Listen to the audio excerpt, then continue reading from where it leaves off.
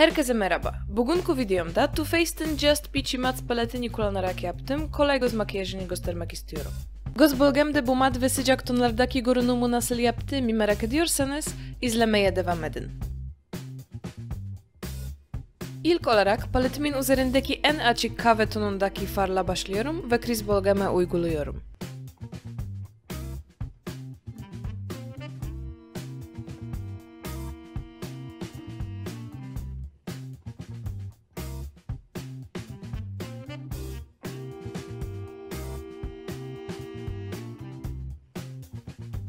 Ardından sıradaki far tonum olan Freshly Picked'e geçiyorum ve görünüme biraz şeftali rengi veriyorum.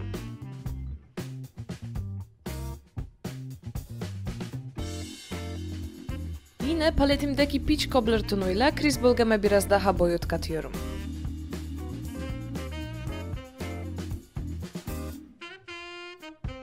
Kriz bölgemden sonra diş köşelere geçiyorum ve daha yoğun bir blending fırçasıyla Peach Sangria far tonunu köşelere uyguluyorum. Gördüğünüz gibi farı kriz bölgeme doğru dağıtıyorum.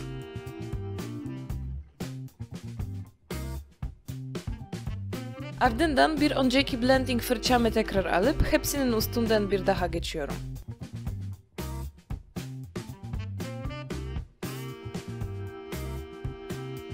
Görünüme biraz daha derinlik vermek için küçük hassas fırçamla Peach Tart ve Just Ripe far tonlarını karıştırıp yalnızca diş köşelere uyguluyorum. Gözümün iç köşesinden göz kapağımın hareketli kısmının ortasına kadar olan bölgeye Peach Butter tonunu uyguluyorum. Gördüğünüz gibi bunun için küçük düz fırçamı kullanıyorum.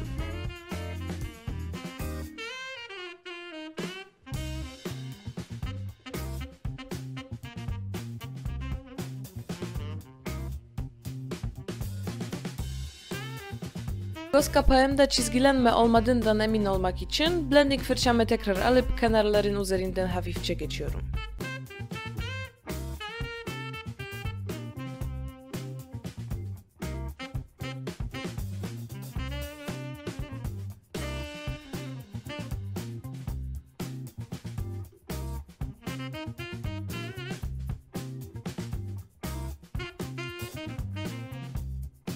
Kaş kemiği ve iç köşeleri aydınlatmak için Too Faced Love Light Prismatic Highlighter'ın Blinded by the Light tonunu kullanıyorum.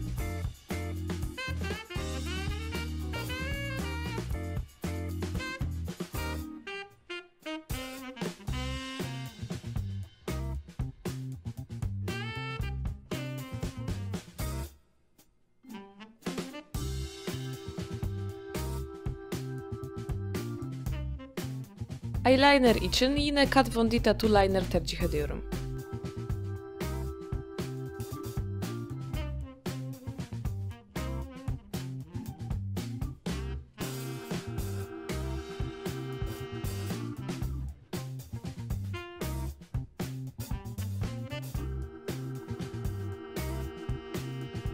Maskara olarak da Benefit'in Roller Lash maskarasını kullanıyorum.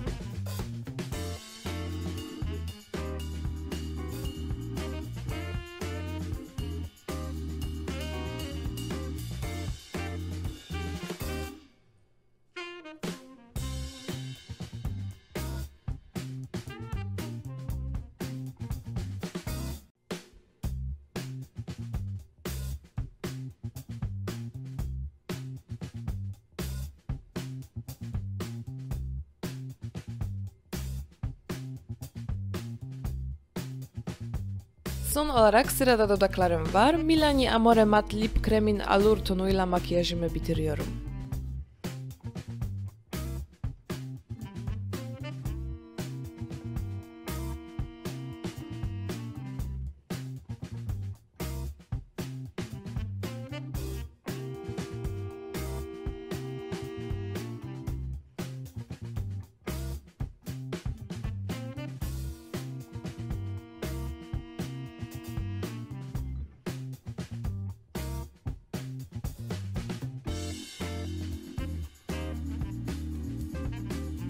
Böylece makyajımın ve videomun sonuna geldik. Beğendiğinizi umuyorum.